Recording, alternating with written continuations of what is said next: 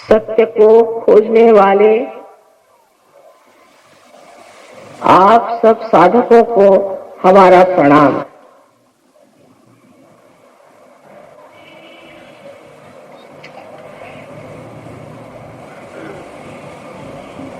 सत्य क्या है और उसे किस प्रकार खोजा जाएगा, इस पर अनेक विचारधाराएं चल पड़ती हैं। सत्य तो केवल एक है और वो है कि आप ये शरीर मन अहंकार आदि व्याधियां नहीं, किंतु आप आत्मा स्वरूप हैं। जिस दिन आप आत्मा स्वरूप हो जाते हैं, न कि आप पढ़ के लिख के वाद विवाद करके और कहे कि हम आत्मा स्वरूप हो गए, लेकिन वास्तविक में ये घटना आपके अंदर घटित हो और जिसके कारण आप स्वयं आत्मा स्वरूप हो जाएं, तब आप जान सकते हैं कि केवल सत्य क्या है। आजकल दुनिया में हम सोचते हैं कि ये आदमी अच्छा है, ये आदमी बुरा है, अपने मस्तिष्क से, दिमाग से, लेकिन ये केवल सत्य नहीं हुआ। क्या सभी लोग ऐसा सोचते हैं? तो बात नहीं। कोई कहता है ये अच्छा है, कोई कहता है वो अच्छा है। तो इसका मतलब ये है कि हमने जो भी जाना वो केवल सत्य नहीं है। अगर मनुष्य का सोचना एक ही तरह का हो तब तो ना वो कहेगा ये केवल सत्य है। जिस वक्त मनुष्य अपनी स्वतंत्रता में अलग अलग खड़ा हुआ है, तो वो अपने अहंकार से भी और अपने पड़े हुए संस्कारों से इतना अभिभूत हो जाता है कि वो जो कुछ भी सोचता है उसी दृष्टिकोण से सोचता है। जैसे कहते हैं कि सावन के अंधे को सब हरा दिखाई देगा। इसीलिए कबीरदास जी ने कहा है कि कैसे बतलाऊं सब जगह अंधा।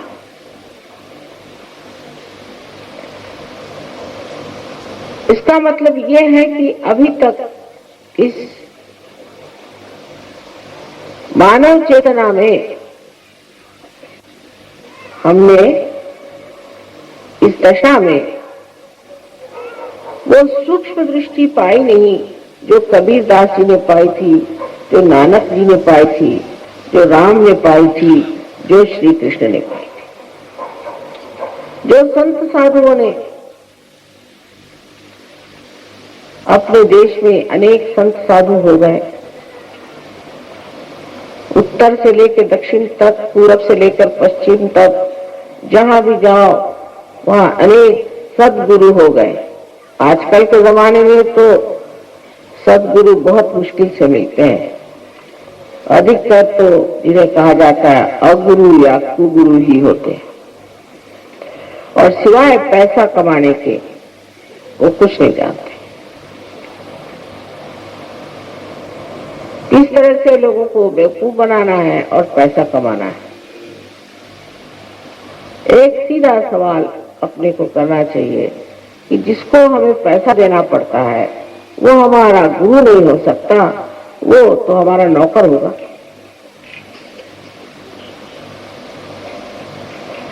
क्योंकि अगर परमात्मा एक जीवंत शक्ति है और उनकी उस शक्ति के कारण आज हम इंसान बन गए,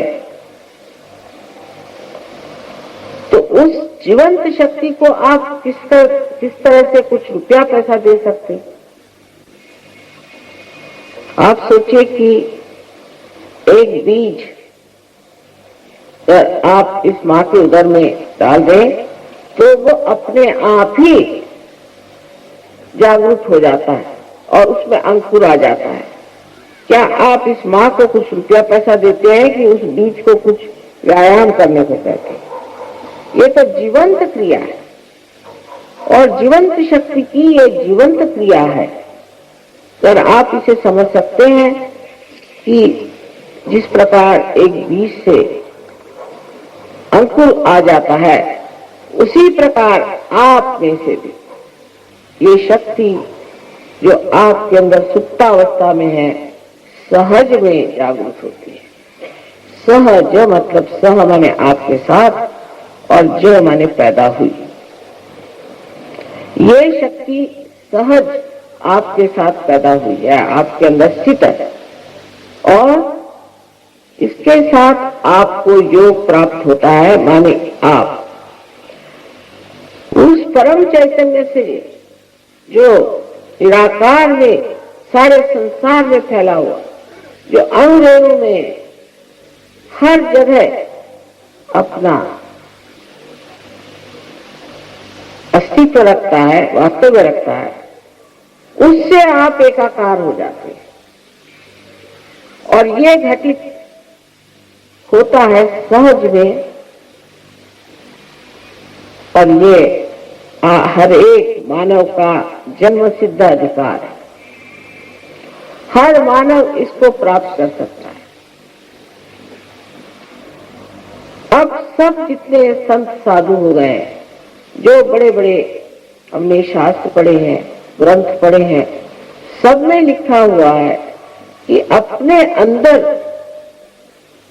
जो परमात्मा का रूप है, जो आत्मा स्वरूप है, उसे जाने बगैर भ्रम नहीं जा सकता।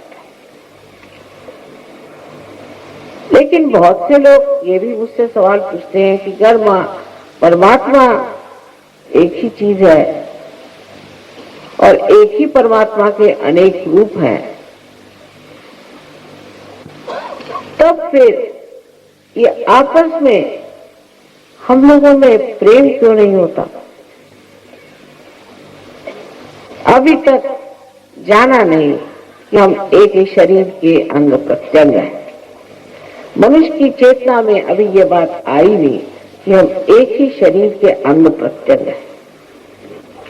अगर ये हाथ में दर्द होता है तो दूसरा हाथ उसको सहलाता है। वो ये नहीं सोचता कि मैं इस पे उपकार कर रहा हूं और बगैर सहलाए चाहिए, क्योंकि सारा शरीर दुखने लग गया। एक हाथ के दुखने से सारा शरीर दुखने लग गया। अगर आप एक शरीर के अंग प्रत्यंग सब लोग हैं, तो फिर हम लोग अलग अलग कैसे? क्योंकि हम भूल गए एक बड़ी भारी बात जो हर पौर्वात्य देशों में, ओरिएंट में, पौर्वात्य देशों में आपको सोचना चाहिए कि जहां हम लोग बसे हुए हैं, यही सोचा जाता है, खासकर भारतवर्ष में, कि संसार में जो भी चीज है ये विनाशी, क्षणभंगुर और अविनाशी जो है उसे प्राप्त करना है। लेकिन अब जो लोग साहब हो गए, अंग्रेजियत आ गई, वो शायद इसको बिल्कुल भूल गए। पर अब भी हम जानते हैं कि हमें अविनाशी चीज को प्राप्त करना है। हर चीज विनाशी है और इस चीज के पीछे में हमें वहीं तक जाना चाहिए जहां तक इसकी मर्यादाएं हैं, उससे परे नहीं। ये हम सब जानते हैं, हम भारतीयवासी विशेषकर इस बात को जानते हैं। जब हम इस सत्य को एक जानते हैं और जब हम ये जानते हैं कि आत्मा का साक्षात्कार होना ही हरेक धर्म का चरम लक्ष्य है। बहुत से लोगों ने तो देव देवताओं की बात नहीं करी, किसी ने तो परमात्मा की बात नहीं करी, ईश्वर की भी बात नहीं की, जैसे बुद्ध ने, क्योंकि उन्होंने ये सोचा कि जब तक इनका आत्मा साक्षात्कार नहीं होता तब तक कोई भी बात करिए तो बात ही रह जाएगी। और इनमें कुछ समझ नहीं आए। तो बेहतर है पहले सिर्फ आत्म साक्षात्कार करो, जो असली चीज है उसी को प्राप्त करो, सिर्फ तुम आत्म साक्षात्कार को ही प्राप्त करो, ऐसी बात कहते रहे। तो ये लोग झूठ तो बोलते नहीं, पहली बात। और दूसरी बात ये कि इनमें और हमें बड़ा भारी एक अंतर था। वो कभी कोई गलत काम नहीं करते थे, कभी भी। जो हर काम करते थे वो शुभ होता था और समाज के हित के लिए ही करते थे। तो इनमें ऐसी कौन सी शक्ति थी कि ये हम लोग को जैसे गलत काम नहीं करते थे? वो शक्ति थी आत्मा का प्रकाश। जब हमारे अंदर आत्मा का प्रकाश आ जाता है तो उस प्रकाश में हम देखते हैं उस सत्य को जो केवल सत्य है। पर ये प्रकाश जो आता है वो हमारे नस नस में बहना चाहिए।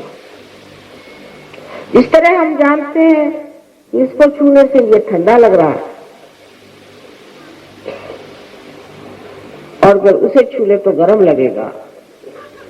उसी प्रकार हमारे उंगलियों पे पता होना चाहिए, उंगलियों पे पता होना चाहिए उसका बोध,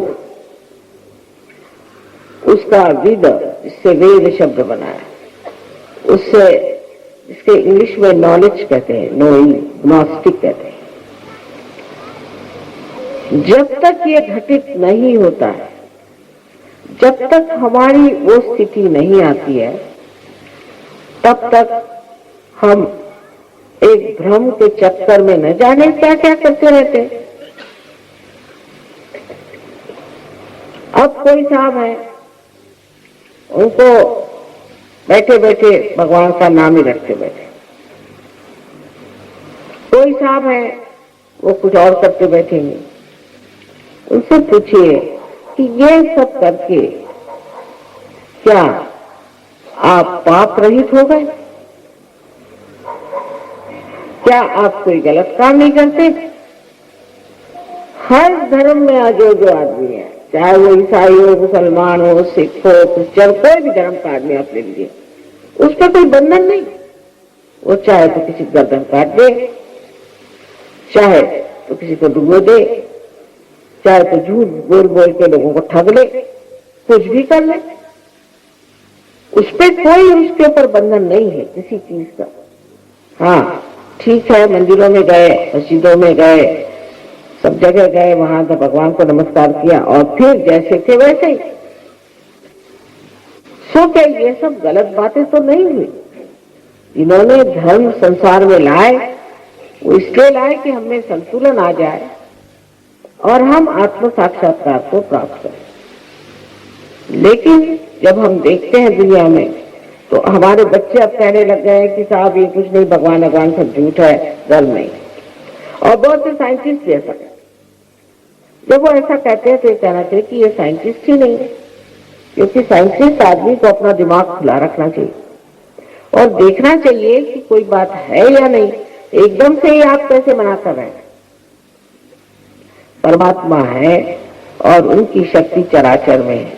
और जितने भी संत साधु संसार में हो गए, जो सदगुरु थे, उन सब सदगुरुओं का भी जो जीवन था वो बिल्कुल असल, नकली नहीं था।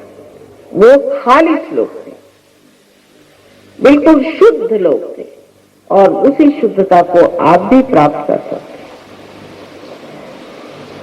ये शुद्धता आपको प्राप्त करने के लिए परमात्मा ने बड़ी सुंदर आपके अंदर बड़ी संजोतन व्यवस्था बनाई। इसी ज्ञान को हम सहयोग में आपको बताने वाले हैं, लेकिन बताने से नहीं होने वाला, ये घटना घटित होनी है। इसके बारे में हजारों वर्ष पहले मार्कंडेय मुनि ने लिखा था। उसके बाद नाथपंथियों ने इस पर काफी काम किया था।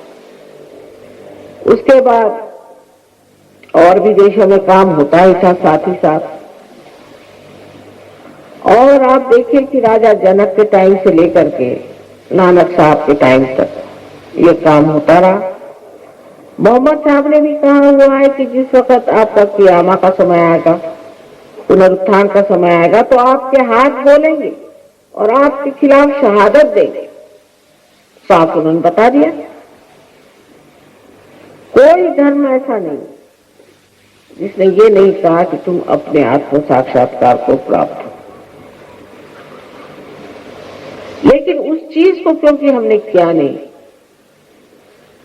अब समझ लीजिए कि ये एक साधन है, जब इसका कनेक्शन मेन से नहीं हुआ तो ये बेकार है। जब तक आपका कनेक्शन साहिब से नहीं हुआ, सदगुरु वही जो साहिब मिली है, जब साहब से अगर आपका नहीं हुआ है, उस परमात्मा से चराचर में फैले हुए इस निराकार परमात्मा के प्रेम से आपका संबंध नहीं हुआ है, तो सिर्फ प्रेम की बात करने से कुछ प्रेम वेम नहीं होता। वो तो बहुत स्वार्थ का प्रेम होता है कि मेरा बेटा, मेरी बेटी, मेरा घर और मैं। जो निर्वाज्य प्रेम होता है, जो परमात्मा का प्रेम सारे संसार में बहता है और सारे अणु रेणु को ही संचालित करता है, उस प्रेम की तो कोई व्याख्या नहीं कर सकता। लेकिन आप जब उसमें नहा लेते हैं, जब आप उसमें स्वच्छ हो जाते हैं, जब आपके अंदर ये घटना घटित होती है, तो आपके अंदर भी वो शक्ति आ जाती है और आप में से बहती है वो चैतन्य की शक्ति। इसकी व्यवस्था की हुई है कि हमारे अंदर एक कुंडलिनी नाम की शक्ति है। इसके बारे में 12वीं शताब्दी में महाराष्ट्र में ज्ञानेश्वर जी ने बहुत स्पष्ट रूप से ज्ञानेश्वरी में बताया। कृष्ण ने भी ये बात थोड़ा छिपा कर पर कही, बहुत साफ, हमारे लिए तो बहुत साफ। तो उन्होंने ये कहा शुरू में कि तुम स्थित प्रज्ञ हो जाओ। स्थित प्रज्ञ माने जहां बैठे हैं वहीं आपके अंदर प्रकाश आ जाए, प्रज्ञ, प्रकाशित ज्ञान आ जाए। तो अर्जुन ने पूछा कैसे? कहने ये तो ज्ञान, ज्ञान माने जानना, जानना माने बुद्धि से नहीं। ये संत लोग को यूनिवर्सिटी में जाके पीएचडी वगैरह नहीं किए थे, तो इतने ज्ञानी लोग थे। ज्ञान माने अपने सेंट्रल नर्वस सिस्टम में आपको जानना पड़ेगा, मज्जा तंतु में आपको जाना पड़ेगा, ये ज्ञान। और फिर जब पूछा कि भाई कर्म की बात क्या, तो उन्होंने कहा कि कर्म करो, कर्म सब करना चाहिए, लेकिन सारा कर्म जो है वो परमात्मा के चरणों में छोड़ दो। ये देखिए कितना होशियारी से बताई हुई बात, ये हो ही नहीं सकता। हालांकि बहुत से लोग हैं वो किसी को मार डालते हैं तो भी कहते हैं सामने मार तो डाला, कर्म परमात्मा पे छोड़ दो। कभी भी मनुष्य कर्म परमात्मा पे नहीं छोड़ता है। जो भी करता है सोचता है मैंने किया है, मैं ऐसा करता हूं। ये उसके अंदर से बात जाती नहीं दिमाग। कब जाती है? जब वो आत्म साक्षात्कारी हो जाता है, तब वो तृतीय पुरुष में बोलता है और कहता है ये हो रहा है, ये चल रहा है, ये बन रहा है। मैं कर रहा हूं कभी नहीं कहता, मैं कर। ऐसे कबीरदास जी ने कहा कि जब बकरी जिंदा होती है तो कहती है मैं, लेकिन मर जाने पर उसकी आंतों को निकाल कर उसकी जब पुट्ठी बनाते हैं और धुनके जब उसको लेके चलते हैं तो धुनके पर वो बोलती है तू ही तू ही तू ही। कितनी सुंदर बात बताई। एक जुलाहा थे लेकिन क्या बातें कर। तो उस परमात्मा के साम्राज्य में रममाण होने के लिए मनुष्य को कुछ करना नहीं पड़ता है, सहज। कोई सी भी जो बात बहुत ही अपने जीवन के लिए बहुत जरूरी होती है, उसके लिए प्रयत्न करने से बिगाड़ आ जाएगा। जैसे कि हमारा श्वास अपने आप करता, अगर इसके लिए हमें कोई गुरु करना पड़े और किसी गुरु को पैसा देना पड़े या किसी यूनिवर्सिटी में जाकर इसके लिए डिग्री लेनी पड़े या हठ योग में अपने सर के पर खड़े होना पड़े, तो हो गया, सब लोग ऐसे खत्म हो जाएगा। इसलिए चीज सहज समाधि लाओ।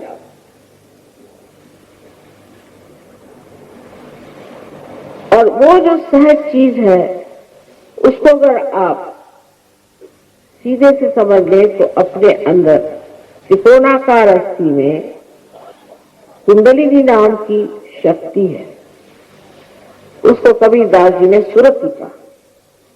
लेकिन इंसान हर चीज को इस तरह से बिगाड़ता है कि जिस बिहार में इतने बड़े महात्मा हो गए वहां तंबाकू को सुरति कहते हैं। इंसान को कोई चीज दे दो तो उसका बिगाड़ करने में इंसान के बढ़ के तो कोई है ही नहीं, तो उसको सुरति कहते हैं बिहार। तंबाकू को सुरति कहते हैं। सुरति चढ़े कमान, सुरति माने कुंडलिनी जो है वो ऊपर जब चढ़ती और वो षट चक्र को भेद करके और इस चराचर में जो ये परमात्मा की प्रेम की शक्ति है उससे एकाकार होती है, वही असल में योग है। और बाकी जो योग है वो उसका कुछ बहाना सा लगता है। योग माने संबंध हो जाना, कनेक्शन हो जाना। और ये आपके त्रिकोणाकार अस्थि बैठी, इस अस्थि को अंग्रेजी में सेक्रम ऐसा कहते हैं। इसका मतलब है कि ग्रीक के लोग इस चीज को जानते थे कि ये सेक्रेड है, ये पवित्र है, ये हड्डी पवित्र है। और सहयोग में आप अपनी आंख से देख सकते हैं कि किसी किसी में जहां पर कि ऊपर का चक्र में कोई दोष हो तो ये कुंडलिनी ऐसे जोर से स्पंदित होती जैसे कोई हृदय है। हड्डी जो है वो हृदय के जैसे स्पंदित होने लगी।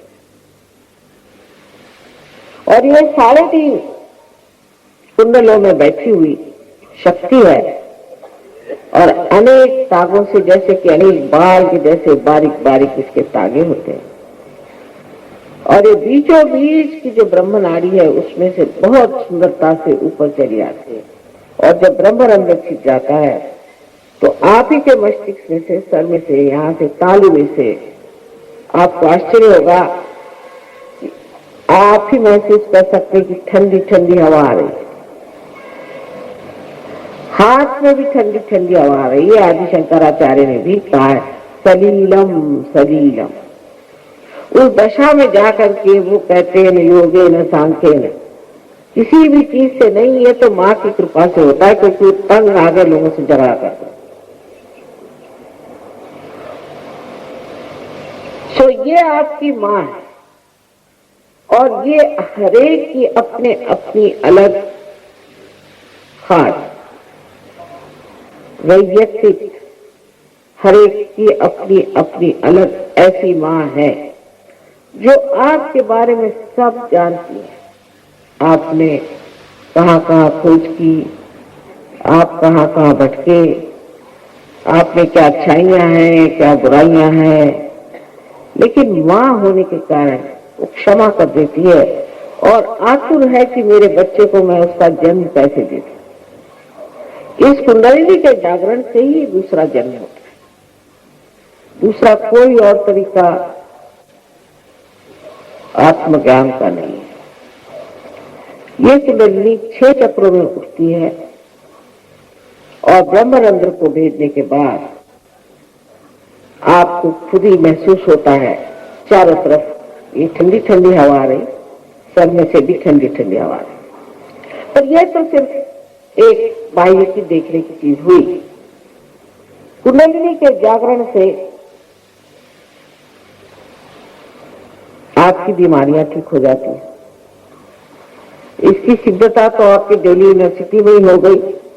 क्योंकि दिल्ली यूनिवर्सिटी ने इसे मान्यता दी और यहाँ अभी 2 डॉक्टर ने MD प्राप्त किया। उन्होंने इस पर रिसर्च किया और वो हैरान हो गए कि एक आदमी जो सहयोग करता है और जो सहयोग नहीं करता है उसके शारीरिक सौष्ठव में, उसके शारीरिक शक्ति में और दूसरे आदमी के शारीरिक शक्ति में ही बड़ा अंतर है। और भी जो साइकोसोमैटिक जो कि असाध्य रोग हैं उस पर भी मेहनत की गई है और उस पर भी देखा गया इससे असाध्य रोग ठीक होते हैं। तो आप ही के अंदर आपकी शक्ति है और आप ही के अंदर आपकी दवा भी है और आप अपनी ही चीज को प्राप्त करते हैं। इसमें हमारा कोई लेना देना नहीं पड़ता, कोई भी लेना देना नहीं, सब आपका अपना है। जब आप अपनी ज्योति को प्राप्त कर लेते हैं तो आप भी दूसरों को जागरूक कर सकते हैं और आप भी दूसरों को ठीक कर सकते हैं। आप भी उनकी बीमारियां ठीक कर सकते हैं, क्योंकि जैसे जागृति होती है बीमारियां ठीक हो जाती है। बहुत सारे असाध्य रोग सहयोग से ठीक हुए हैं इस 19 साल में हमने देखे। लेकिन अधिकतर बीमार लोगों का ऐसा हाल होता है कि जब तक ठीक हुए बस भाग खड़े हो जाते। वो ये नहीं सोचते कि हमें प्रकाश मिला है तो हमको भी दूसरों को देना चाहिए।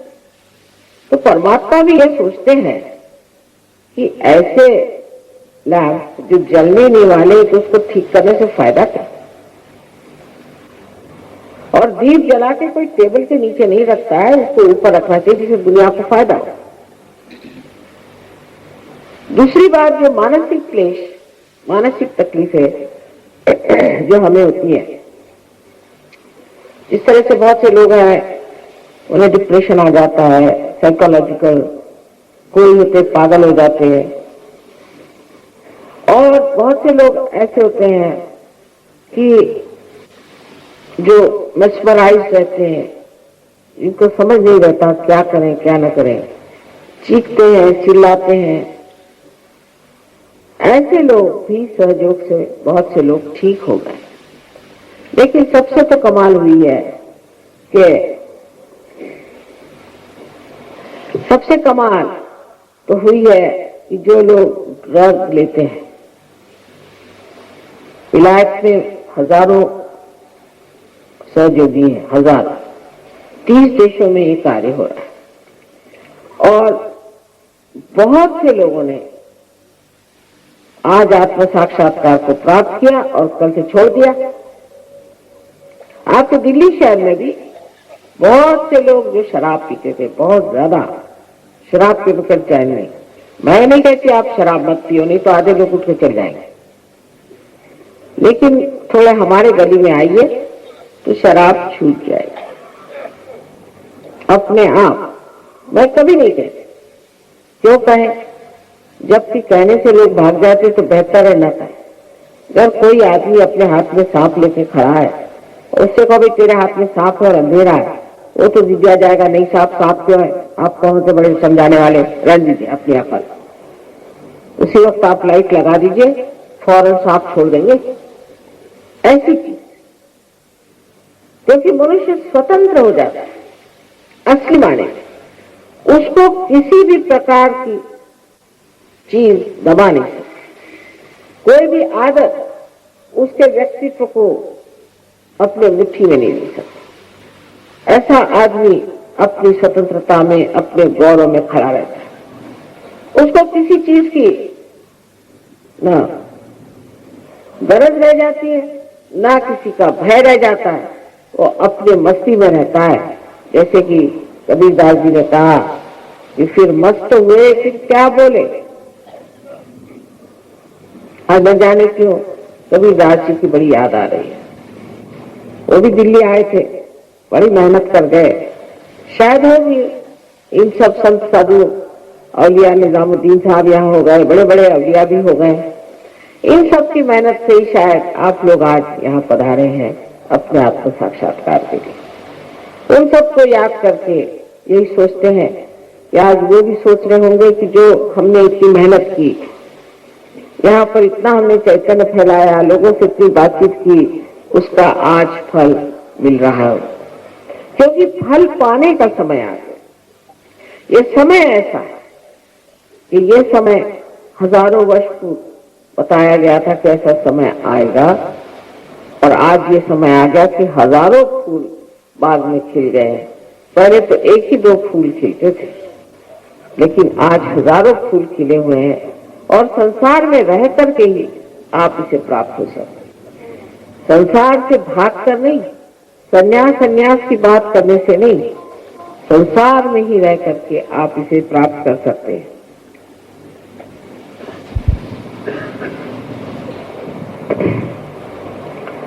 और जिसको ये चीज प्राप्त हुई, वो समझ लेता है कि अब तो मैं परमात्मा के साम्राज्य में आ गया। क्योंकि हर तरह की कृपा, हर तरह का आशीष उस पर बरसता है। कोई आपको दुख देने की अपने शरीर को जरूरत नहीं, अपने को तकलीफ देने की जरूरत नहीं, उपास करने की तो बिल्कुल जरूरत नहीं। अगर आपको अपनी माँ को सताना हो तो आप उपास करें। पता नहीं कहां से ये उपास की विधि निकाली कि तुम तो सारा उपास करो और पैसा सब हमें दो। ऐसी कोई भी विधि आपको करने की जरूरत नहीं जो असहज है। सर्वसाधारण गृहस्थी में ही रहते हुए आप इस चीज को प्राप्त होते हैं। आपके गृहस्थी के भी प्रश्न टूट जाते हैं, आपसी रिश्ते अच्छे हो जाते हैं, और एक नवी तरह की एक शय आप बन जाते हैं। लेकिन हम तो कहें कि ऐसी तो पूरी जामात की जामात तैयार हो रही है। बिस्मिल्लाह खान साहब आए थे स्विट्जरलैंड में, उन्होंने देखा वहां पे यूरोप के सारे सहयोगी बैठे थे, एक कान से उनका सुन रहे थे। कहा कि माँ ये आपने बनाया कैसे, इनको किस तरह से ये सब समझ में आ रहा है, और ये किस तरह से हमें सुन रहे हैं, और ये इतनी शुद्ध हिंदी भाषा में किस तरह से हिंदुस्तानी गाने गा रहे। मैंने कहा भाई देखो, ये अब हो गए आत्मा स्वरूप। तो आपका मतलब ये खालिस हो गए? मैंने कहा हाँ खालिस हो गए। मैंने कहा मैं खालिस्तान बना रही हूँ। तो कह लो वो लोग क्या बना रहे हैं? मैंने कहा उनसे जाके पूछो, ये खालिस्तान जहाँ लोग खालिस हो गए, इसी का वर्णन किया गया है। जो बताते हैं इसी का वर्णन किया गया है। और सारी दुनिया की जितनी भी परेशानियां हैं, जितनी भी आफतें हैं, वो मनुष्य ने ही बनाई है। इसलिए उसके परिवर्तन की बड़ी आवश्यकता है, बड़ी जरूरत है। जब तक मनुष्य नहीं बदलेगा तब तक आपका संसार ठीक नहीं हो सकता। इस परिवर्तन की क्या कहेंगे कि हमने देखा जो लोग हाथ में हमेशा क्रोध लिए घुमा करते थे, वो हाथ में प्यार का ध्यान लिए घूम रहे हैं।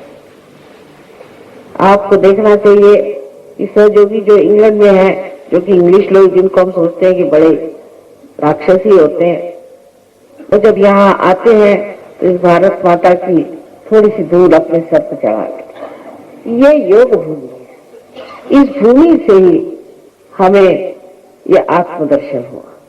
और जब देहातों में जाते हैं तो गरीब बेचारे देहात में, बहुत सारे गरीब देहाती अभी सहयोगी हैं, ऐसे उनसे गले मिलते हैं, ऐसे प्यार से उनसे बात करते हैं, ऐसे पकड़ पकड़ के रोते हैं कि पता नहीं कितने जन्म के ये भाई आपस में मिल रहे हैं। और देख देख कर ऐसा आनंद होता है। ये प्रेम का सागर, ऐसी दुनिया अब बन गई है। मैं रोज ही देखती हूँ इस तरह की दुनिया बनते हुए। मैं तो सोचती हूँ कि दिल्ली शहर में भी ऐसी दुनिया बस जाए। इसकी बहुत जरूरत है, जहाँ मनुष्य अपने परिवर्तन को देखे, अपने आनंद को देखे। इस आत्मा के ज्ञान से मनुष्य सत्य को जानता है, केवल सत्य को। और जब उसका चित्त आलोकित हो जाता है तो ऐसे इंसान की एक नजर सी काफी है कि आपको शुभ आशीर्वाद दे देंगे। ऐसा आदमी जहां खड़ा होगा वहां शांति हो जाएगी। जिस घर में जाएगा वहां शायद आ जाएगा। जिसके सर पे हाथ रखेगा उसका भला हो जाएगा, क्योंकि अपने हित के लिए ही परमात्मा ने ये सुंदर सी चीज हमें दी हुई है और इस चक्र के भेदन से ही आप इसे प्राप्त होते। कृष्ण की जो दूसरी बात उन्होंने कही कि भक्ति में तुम जो कुछ दोगे उसे स्वीकार ही होगा, लेकिन भक्ति अनन्य होनी चाहिए। देखिए कितनी कमाल की बात है, एक शब्द पे नचा रखा है दुनिया को। अनन्य माने जब दूसरा न हो। ये कब हो सकता है? आप यहाँ बैठकर हरे रामा हरे कृष्णा करते रहिए तो गला फट जाएगा और कैंसर हो जाता है। भगवान का नाम रखते रखते रखते रखते आदमी पगला जाता है,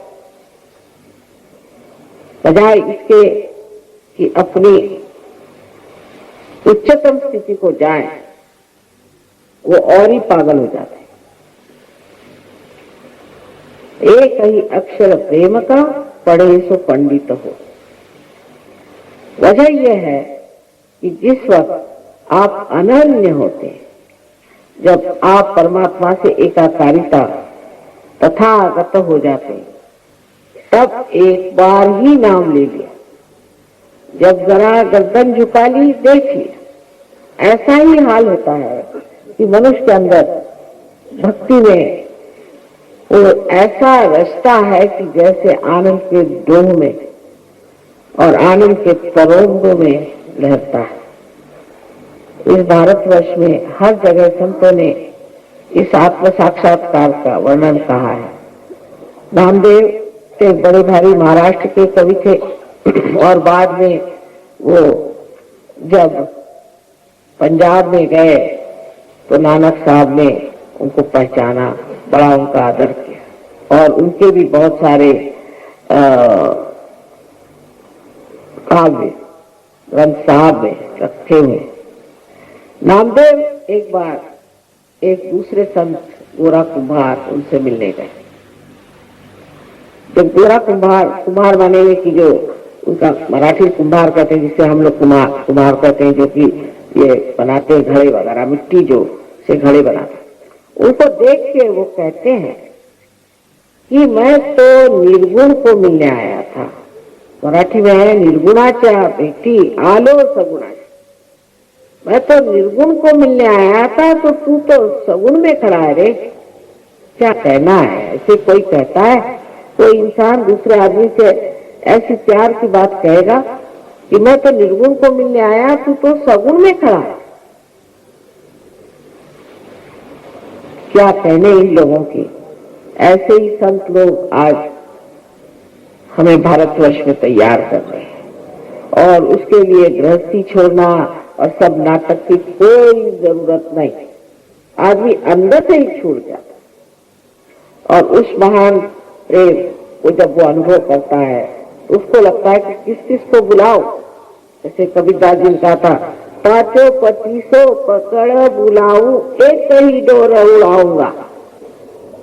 सारे मिलन के गाने इन लोगों ने गाए। हमारे यहाँ महाराष्ट्र में भी और इधर में बंगाल में भी और दक्षिण में भी, हर जगह मैं जाती हूँ।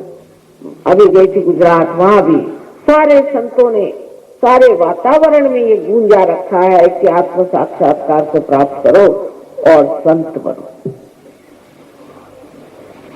और ये बनना कोई मुश्किल नहीं है। आज समय आ गया है, आप लोग बड़े भाग्यवान हैं कि इस समय में आप आए और हम भी बड़े भाग्यवान हैं कि आपके आते हम भी आ गए, जिससे कि एक कार्य घटित हो रहा है। हजारों की तादाद में लोग इसे प्राप्त करते हैं। लेकिन पहले ही से आप अगर ये सोचे बैठे कि मैं बड़ा पापी हूँ, मैं बड़ा दुष्ट हूँ, तो मेहरबानी से अपने जूतों के साथ उसे बाहर रखें। ये सब आपके दिमाग में किसी ने भरी हुई बातें, बेकार।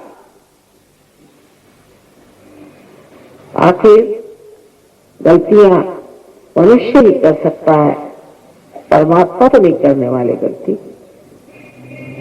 तो इतना अपने से नाराज नहीं होना चाहिए। उससे ये चक्र पकड़ जाता है जिसे हम लेफ्ट विशुद्धि कहते हैं, और ये चक्र पकड़ने से स्पॉन्डिलाइटिस हो सकता है, एंजाइना हो सकता है, दुनिया भर की बीमारी हो सकती है। सबसे बड़ी बात है कि आत्म साक्षात्कार नहीं। तो सबसे पहले अपने प्रति प्रसन्न हो। आपने कोई गलती नहीं की, आपने कुछ भी किया हो, इस समय आप भूल जाइए। और इस छोटे से समय में जो कुछ भी कहना था तो मैंने कह दिया। कारण ये है कि ये ज्ञान हजारों टेप्स में बढ़ा हुआ है, लेकिन वो खत्म ही नहीं होता। तो बेहतर है कि हम समझ लें कि जैसे इस लाइट को जलाने के लिए एक स्विच है, उसको जलाने से सब जल जाता है, उसी प्रकार हमारे अंदर भी कोई स्विच है जो परमात्मा ने बनाया है। नहीं तो अगर मैं आपको पहले ही बताने लगूं कि बिजली कहाँ से आई, उसको किसने बनाया, इसका इतिहास क्या, फिर दिल्ली में कहाँ है, फिर उसका मैकेनिक्स क्या, तो आप उठ के सब चले जाएंगे, आपको सर दर्द। तो पहले आप प्रकाश को प्राप्त कर ले, फिर आगे की बात करें। अब सबने मुझे मना किया कि आप प्रश्न पूछने के लिए लोगों को मना करें, क्योंकि ज्यादातर प्रश्न बड़े उटपटांग होते। मुझे कभी कभी लगता है कि ये लोग यहाँ अपना हित करने आए हैं या सबका अहित करने आए, और न जाने क्यों इतने झगड़ालू तरीके से बातचीत करते हैं जैसे कोई पार्लियामेंट लगी हुई है, जैसे आज पार्लियामेंट में झगड़ा हो रहा। हम तो आपको आपकी चीज देने आए हैं, उसमें झगड़े की कौन सी बात।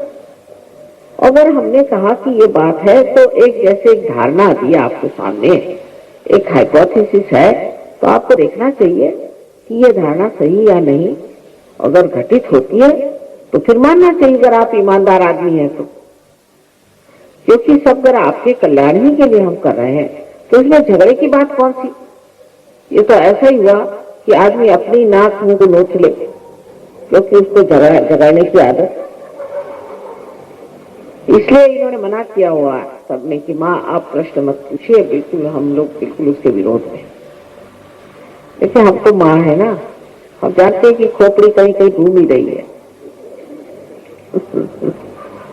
तो इतना ही कहूंगी कि कुछ प्रश्न हो आपको तो आप लिख दीजिए, और कल भाषण में मैं उसका सब उत्तर व्यवस्थित रूप से दे दूं। आपको कोई भी प्रश्न हो आप पूछ लीजिए। वैसे तो यहाँ पर दिल्ली में बहुत से सेंटर्स हैं, और अब एक आश्रम भी बन गया। सबसे पहला आश्रम दिल्ली में ही बना है, वहां कोई रहेगा कि नहीं ये पता नहीं, लेकिन कम से कम एक आश्रम बन गया। और उस आश्रम में हम लोग प्रोग्राम इनका होता है, सेंटर है, और वहां सबसे बड़े निपुण लोग कहना चाहिए, जो कि सहयोग में हमको समझते हैं कि बहुत निपुण है, वो लोग कार्रवाई करते हैं। और एक बार जागृति होने के बाद सिर्फ ये समझ लेना चाहिए कि इस जागृति का जो कनेक्शन है वो ठीक से फिट बैठ जाए, बस। उसके बाद आप देख लीजिए कि आप क्या कमाल की चीज है। जैसे किसी देहात में जाइए और वहां आप टेलीविजन ले जाइए और उनसे कहिए कि इस डब्बे में ही आप देख सकते हैं सारी दुनिया की, तो कहेंगे क्या बात कर रहे हैं, ऐसे कैसे हो सकता है। तो वो जानते नहीं ना उसके बारे में, ऐसे हम भी अपने बारे में नहीं जानते, पर जब कनेक्शन लग जाता है तो हैरान हो जाते हैं।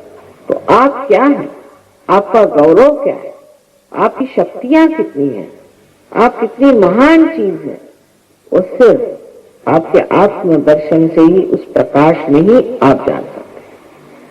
इसके अनेक अनेक चमत्कार कहिए या कहें लाभ, जो भी से कहें, सिर्फ मैं इतना ही कहूंगी कि आप एक ऐसा मानव बन जाते हैं कि जो संसार की सारी शांति का, आनंद का एक स्रोत हो जाए। आपके सारे ही प्रश्न साथ ही साथ भी हल हो जाते। और जैसे कि जब तक आप पानी में खड़े हैं तो आप पानी से डरते हैं, पर जब आप किसी बुक में चले आए तो उसी को देखते हैं,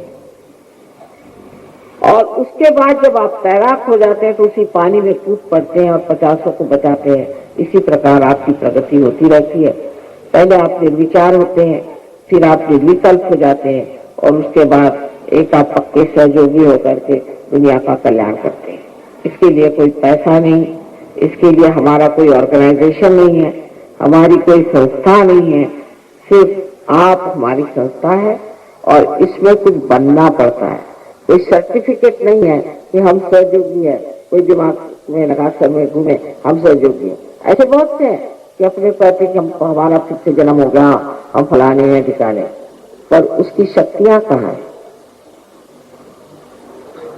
वो स्वभाव कहाँ है, वो तबीयत, वो रियासत कहाँ है। ये तो अच्छा है कि बगैर किसी रियासत के आप कहें कि हम बड़ी रियासत वाले, उसी तरह की चीज हो गई। अगर आप हैं तो साक्षात होना चाहिए, दिखना चाहिए, लोग समझना चाहिए।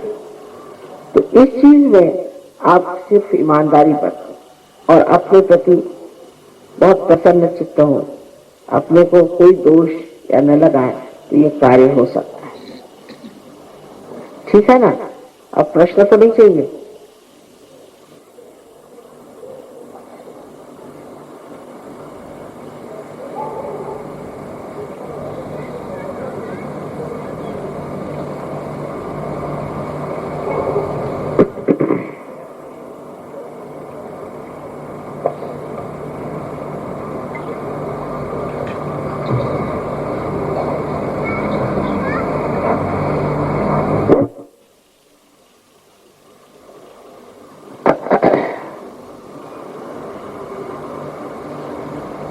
अब आप सबसे ये विनती है मुझे कि आप जमीन पर बैठे हैं तो बड़ी अच्छी बात है, और जो नहीं बैठे हैं वो लोग अपनी चप्पल उतार लें, और जो जमीन पर भी बैठे हैं चप्पल उतार।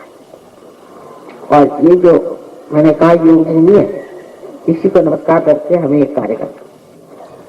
जिन लोगों के को आत्म साक्षात्कार नहीं चाहिए वो लोग कृपया बाहर चले, क्योंकि 10 मिनट का काम है, आपको आंख बंद करके करना है।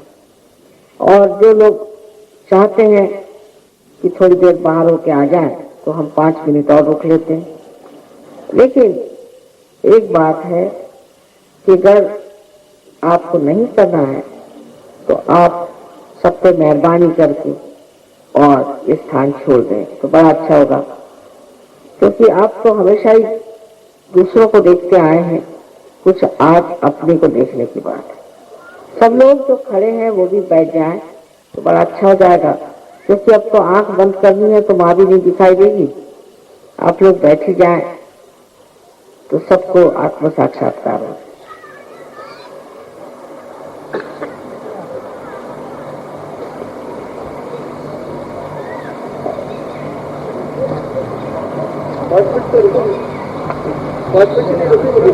अगर चाहे तो अच्छा बाहर हो गया,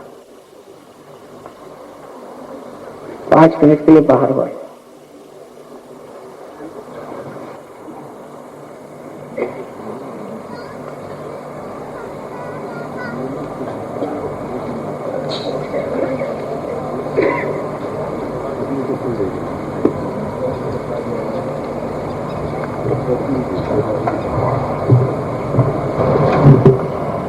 गोली पी जाओ, यहाँ ला कर रख देना, धीरे से।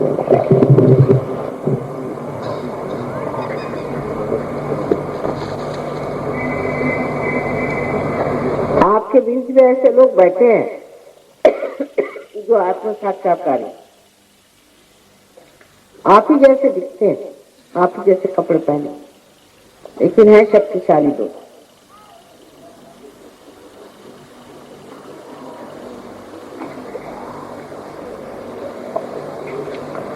अब एक बात समझनी है कि सारा जो कुछ भाषण हुआ है, जो भी कहा समझाया गया, तो एक इशारा है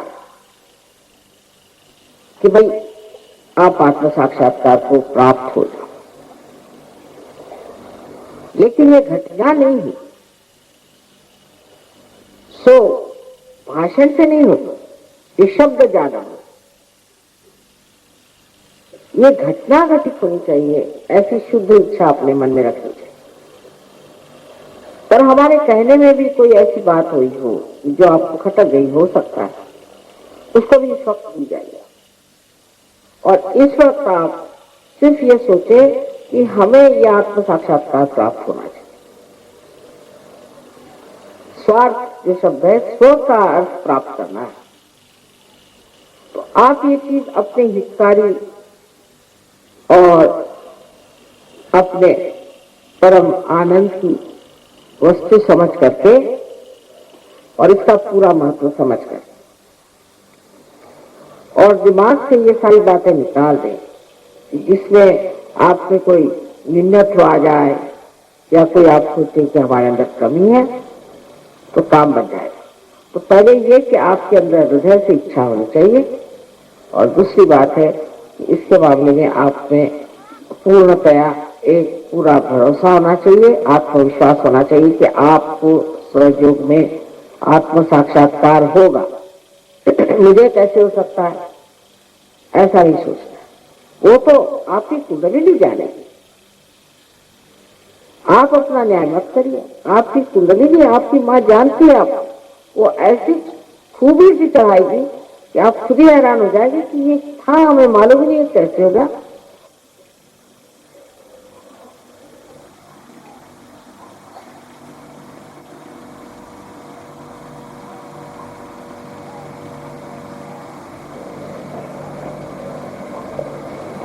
दूसरी बात यह है कि आपके अगर कोई चीज कसी हुई हो तो वो भी जरा ढीली कर लें और गले में कोई माला वाला पहने हो किसी गुरु की, तो उसको निकाल दीजिए इस वक्त। अभी कोई माला नहीं, कर का मन का छाड़ दे, मन का फेर। आज न जाने क्यों कबीरदास जी मेरे मुंह से आ रहे हैं, कबीरदास जाने क्यों आज ये कोई कबीरदास की खास जगह होगी मेरे ख्याल और कोई सूझ ही नहीं रहा।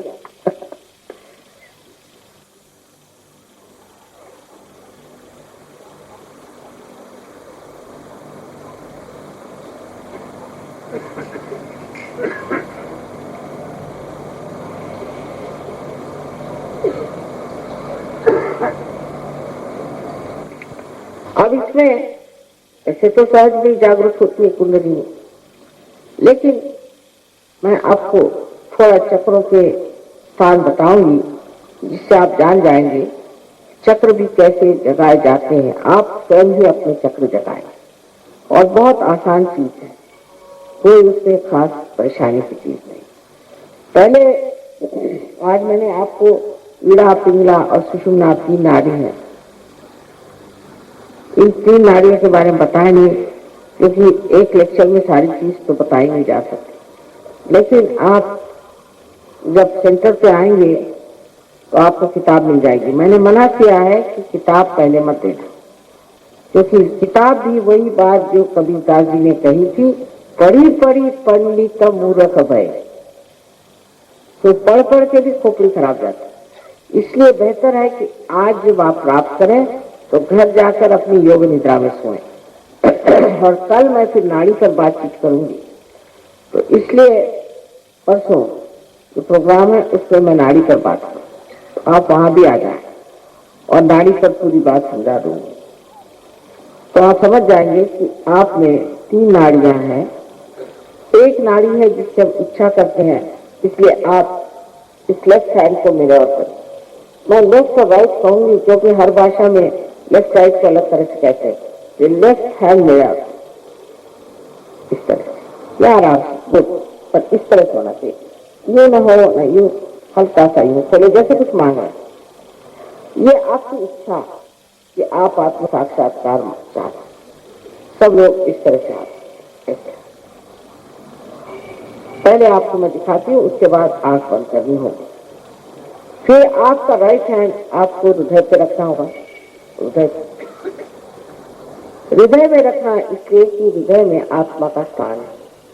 ये परमात्मा का प्रतिबिंब हमारे अंदर है और कुंडली जो है उनकी शक्ति है, जिसे आदि शक्ति कहते हैं, जिससे सारी दुनिया बनाई वो आदि शक्ति। इस उसका प्रतिबिंब है। इसलिए पहले अपना राइट हैंड आप हृदय पे, उसके बाद सारा काम लेफ्ट साइड में करेंगे। लेफ्ट हैंड तो क्या हमारी ओर, राइट हैंड क्रिया शक्ति है, इसलिए पहले हृदय पे रखते और उसे आप पेट के ऊपरी हिस्से में लेफ्ट हैंड साइड पे रखते। ये हमारे गुरु तत्व का चक्र है, इसे हमें हमारे सदगुरुओं ने बनाया है, जो कि 10 तत्व है, 10 तत्व हैं।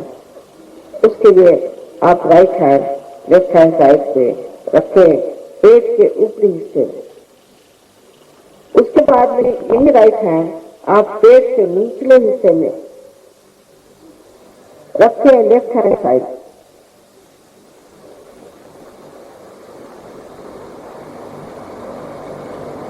ये शुद्ध विद्या का चक्र है। शुद्ध विद्या माने परमात्मा के कायदे कानून हमारे अंदर काम करें, प्रादुर्भाव हो। जैसे समझ लीजिए कि एक जानवर को आप किसी गंदी गली से जाने को कहें तो सीधा चला जाए, कुत्ता हो चाहे बैल हो, गधा हो चाहे घोड़ा, पर इंसान नहीं जाता। पर जब वो शुद्ध विद्या को प्राप्त करता है तब वो गलत गली में नहीं जाता, क्योंकि उसके अंदर चैतन्य बहने लगता है और इस चैतन्य से वो जानता है कि गलत चीज है। जैसे ही कोई गलत चीज उसको लगती है तो उसके हाथ में गर्मी से आने लग जाती है। फिर उसके बाद देखता है कि चैतन्य हाथ नहीं लग रहा, उसे छोड़ देता है। यही संतों के लक्षण है कि संत जो है गलत रास्ते से नहीं जाता, वो गंदगी से नहीं गुजर सकता, अपनी निर्मलता नहीं हमेशा रहता। तो ये चक्र शुद्ध विद्या का है, ये आपके अंदर, आपके व्यक्तित्व में, आपके हस्ती में समाना है, सिर्फ दिमागी जमा खर्च नहीं। उसके बाद यही राइट हैंड आप पेट के ऊपरी हिस्से में लेफ्ट हैंड साइड में रखेंगे, जो गुरु तत्व का है, और फिर आप हृदय पे रखेंगे। अब बार बार मैंने आपसे कहा है कि आप अपने को माफ करें और अपने प्रति प्रसन्न हो जाए, क्योंकि ये चक्र बहुत पकड़ता है। यहाँ पर सामने से हाथ है, पीछे से नहीं, इधर से हाथ, यहाँ ऐसे हाथ रखें पीछे, और गर्दन को राइट साइड में मोड़। ये चक्र बहुत लोगों का पकड़ता है, न जाने क्यों, दिल्ली में खासकर।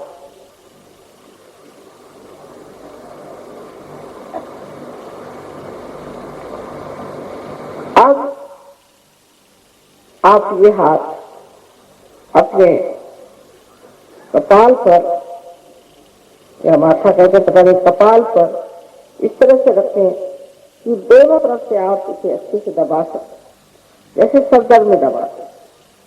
ये स्थान क्षमा करने का है, सबको क्षमा करने का। उसके बाद अपना राइट हैंड अपने सर के पिछले हिस्से में रख करके और सर को ऊपर उठा,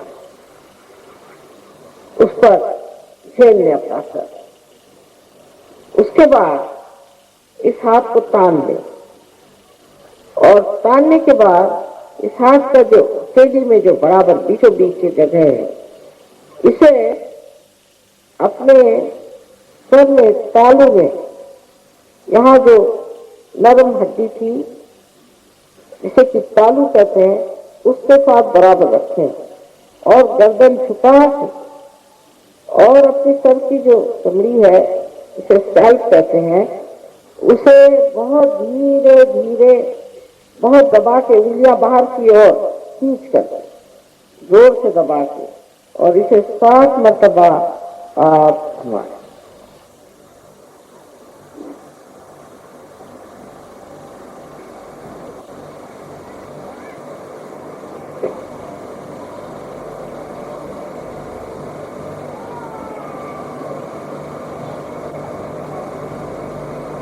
इतना ही कर ले, हाथ उंगलियां बहुत पानी पड़ी इस तरह से। अब आप आंख बंद कर ले, चश्मा भी उतार दें, क्योंकि आपको देखना तो है नहीं। और आंख इसलिए बंद रखे सब लोग, क्योंकि अपना चित्त अंदर की ओर खींचता है। दूसरी एक बात है कि आंख को बहुत जोर से नीचना नहीं है, न कि उल्टे घुमाना है और न कि उसको धीरे से बंद करना है। पर सर्वसाधारण जिस तरह से हम अपने निदान के लिए आंखें बंद कर लेते हैं, उस तरह से बंद करना है। आधी भी नहीं खोलना है, ऊपर नहीं चढ़ाना है। और कोई प्रयत्न न करे, विचार व्यक्त का प्रयत्न न करे, अपने आप सब घटित हो जाए। लेफ्ट हैंड ऑफ मेरे ऑफ करें सब।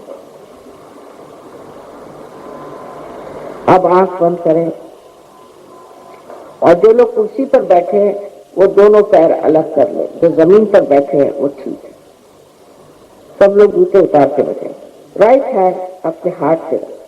अब कृपया आंख बिल्कुल न खोलें जब तक मैं न बताऊं। अब हृदय पे हाथ रख के आप उससे एक सवाल पूछें, जैसे कंप्यूटर से पूछते हैं। आप मुझे माँ कहें चाहे श्री माता जी कहें, श्री माता जी क्या मैं आत्मा हूं? ये प्रश्न करें, मन में करें, दूर से। श्री माता जी क्या मैं आत्मा हूं? ये प्रश्न 3 बार पूछें।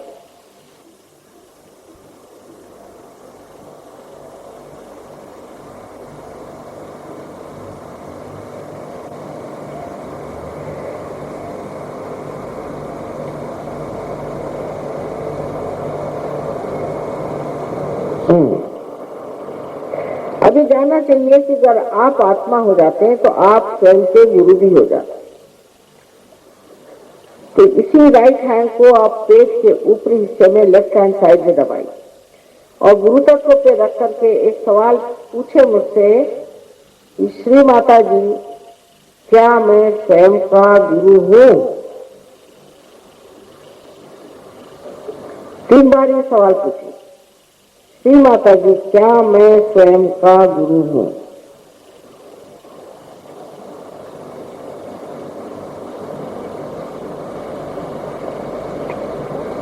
अब ये राइट हैंड आप पेट के निचले हिस्से में रख दें, जहां शुद्ध विद्या का चक्र, लेफ्ट हैंड साइड। और यहां पर मैं यही कहूंगी कि मैं आपकी स्वतंत्रता का मान करती हूँ। आप पर कोई चीज लादी नहीं जा सकती, शुद्ध विद्या तो बिल्कुल नहीं लादी जा सकती। इसलिए आपको कहना होगा 6 मर्तबा, क्योंकि इस चक्र में 6 पंखुड़ियां हैं। 6 मर्तबा कहना होगा, ये श्री माता जी मुझे शुद्ध विद्या दीजिए। 6 मर्तबा कहना होगा, श्री माता जी मुझे शुद्ध विद्या दीजिए।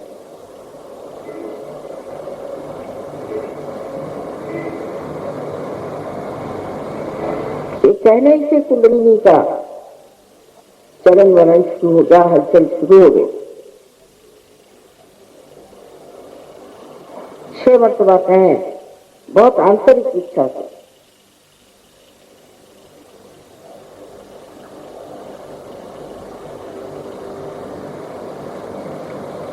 अब यह कुंडलिनी अगले चक्रों में जा रही है, इसलिए अगले चक्र हमें खोलने होंगे, ऊपर के चक्र। तो इस राइट हैंड को आप गुरु तत्व से माने अपने पेट के ऊपरी वाले हिस्से में लेफ्ट हैंड साइड में दबा कर रखें और इस चक्र को खोलने के लिए पूर्ण आत्मविश्वास के साथ आप 10 मर्तबा कहें, श्री माता जी मैं ही स्वयं का गुरु हूँ। 10 मर्तबा कहिए, क्योंकि 10 तत्व हैं गुरु के।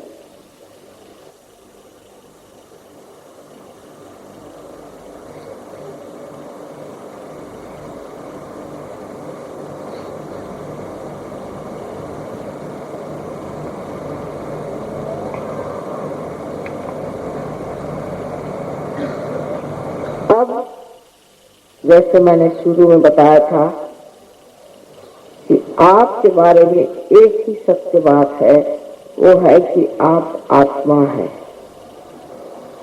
ये शरीर मन अहंकार आदि उपाधियां नहीं, आप आत्मा ही हैं। इसलिए अब अपना राइट हैंड आप अपने हृदय पे रखें और यहाँ पर आप पूर्ण आत्मविश्वास के साथ इस महान सत्य को 12 मर्तबा कहिए, 12 मर्तबा। श्री माता जी, मैं आत्मा हूँ।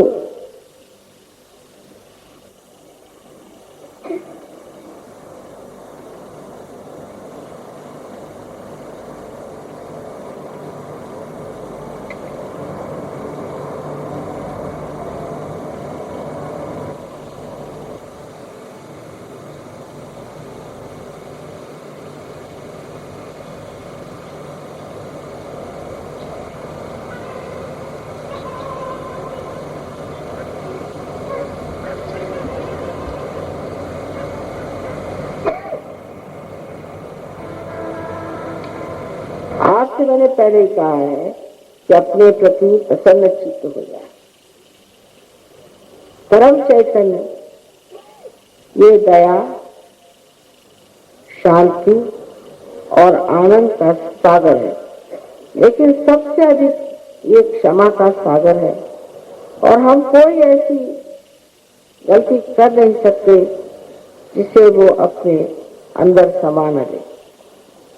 इसलिए प्रसन्न चित्त होकर के अपना राइट हैंड आप गर्दन और कंधे के बीच में जो कोण है उस पर रखें और गर्दन को राइट साइड में मोड़ दें और पूर्ण आत्मविश्वास के साथ आप कहें, श्री माता जी, मैंने कोई गलती नहीं की, मैं बिल्कुल दोषी नहीं हूँ। श्री माता जी, मैं बिल्कुल दोषी नहीं हूँ। इसे आपको 16 बार कहना होगा।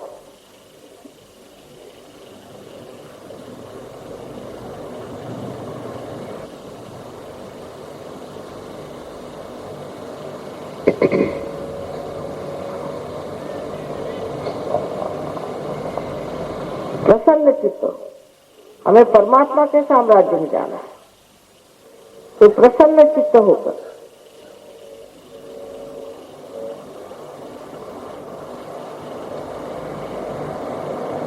पूर्ण हृदय से कहें,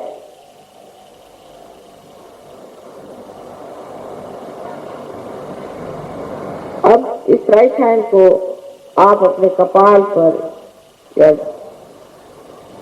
सामने फोरहेड पर रखें और दोनों तरफ से दबाएं, जैसे सर दर्द में दबाते। यहाँ पर क्षमा का केंद्र है, तो यहाँ आपको कहना होगा कि श्री माता जी, मैंने सबको एक साथ क्षमा कर दी। गिनने की जरूरत नहीं, जानने की जरूरत नहीं, उनको याद करने की जरूरत नहीं, सिर्फ कहना है मैंने सबको एक साथ क्षमा कर दी। अब इस चक्र में बहुत से लोग कहते हैं कि मां, क्षमा करना बहुत कठिन है, लेकिन जब आप क्षमा करते हैं या नहीं करते हैं तो देखा जाए आप कुछ भी नहीं करते, लेकिन अगर आप क्षमा नहीं करते हैं तो आप गलत लोगों के हाथ खेलते हैं। इसलिए आप कह दीजिए पूरे हृदय से, इतने बार से मतलब नहीं, पूरे हृदय से कहिए, श्री माता जी, मैंने सबको क्षमा कर दी।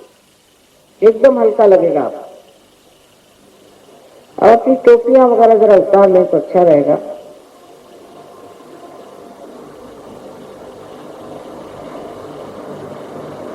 ऐसी पगड़ी रहने दीजिए, पर टोपी उतार लेना चाहिए। अब अपना ये राइट हैंड सर के पीछे के हिस्से में रखें और सर को ऊपर उठा के उस पर झेलें। यहाँ पर अपने समाधान के लिए अपने को दोषी न ठहराते हुए और ऐसे लोग जिन्होंने आपको सताया उनकी याद न करते हो आप पूर्ण हृदय से ये कहें कि हे परम चैतन्य, हे निराकार, हमने अगर कोई गलती की हो तो तू क्षमा कर।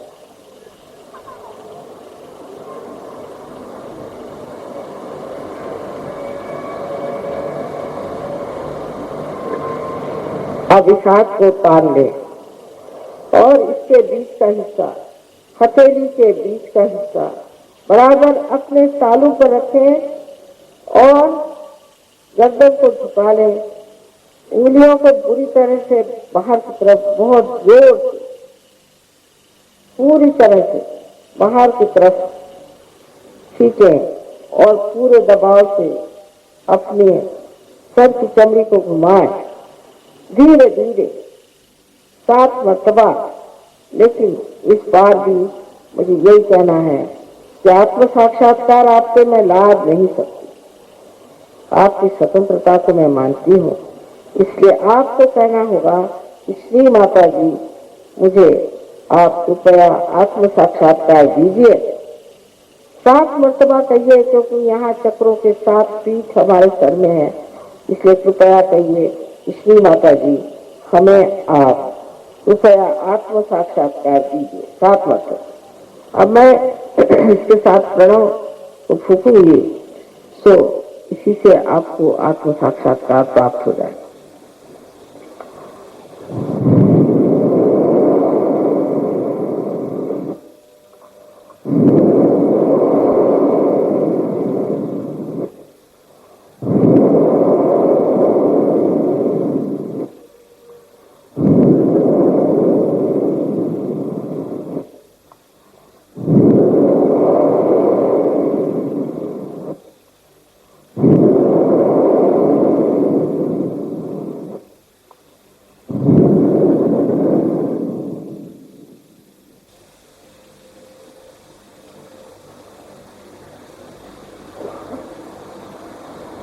धीरे धीरे हाथ नीचे ले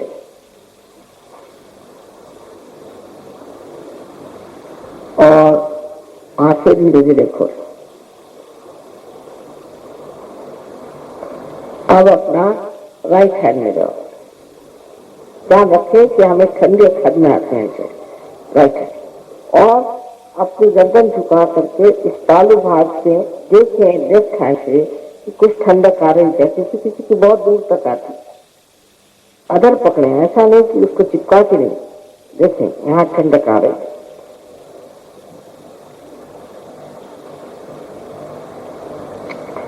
कोई शंका न करें,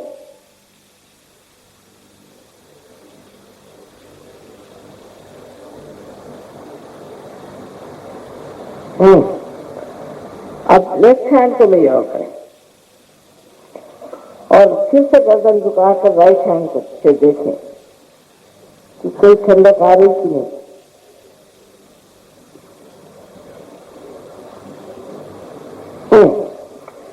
अब फिर से एक बार और राइट हैंड मेरी ओर करें और गर्दन झुका के सर में देखें कि ठंडक आ रही थी।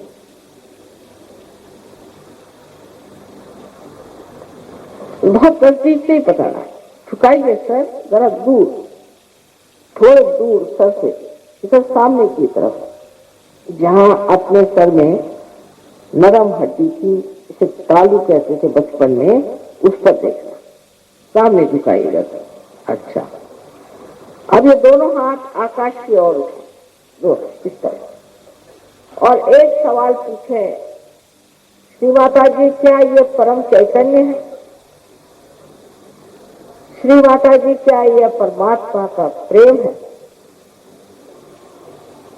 ये प्रश्न आप 3 बार मुझसे पूछे सर को ऊपर कर।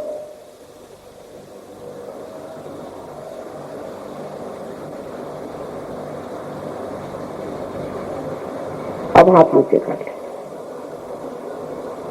ऐसे हाथ करके आप मेरे और देखें, निर्विचार विचार आप कर सकते। अब जिन लोगों के तालू भाग से या हाथ में ठंडक आई हो थोड़ी सी, ऐसे सब लोग अपने दोनों हाथ ऊपर करें। ये तो सभी लोगों से हो गया। आप सब संतों को मेरा नमस्कार। अधिकतर लोगों को घटित हो, और जिनको नहीं हुआ है उनको भी निराश नहीं होना। कुछ बात होगी, कोई हर्ज नहीं। आप लोग परसों आइए, उसके बाद फिर एक दिन छोड़ के हमारा फिर प्रोग्राम है, वहां आप आइए। और इसके अलावा यहाँ सेंटर है, वहां पर आप आइए और सारा ज्ञान आपको दिया जाए। 1 महीने के अंदर आप सब लोग महान गुरु हो जाए, और उसके लिए आपको पैसा खर्चा करने की जरूरत नहीं, कोई जरूरत नहीं। सिर्फ थोड़ा समय जरूर खर्च करना पड़ेगा, और इसीलिए हमने घड़ी बांधी है कि हम परमात्मा को थोड़ा समय दें, न कि उसे बेकार बर्बाद करें। तो आशा है आप लोग थोड़ा समय देंगे और आएंगे, इसे पूरी तरह प्राप्त कर लेंगे। और शायद हो कि थोड़ा पैम्फलेट दे दीजिए, और मेरे विचार से सब लोग जाके घर पे इत्मीनान से सो जाए, वही अच्छा रहेगा। और कल सवेरे उठ के पढ़िएगा।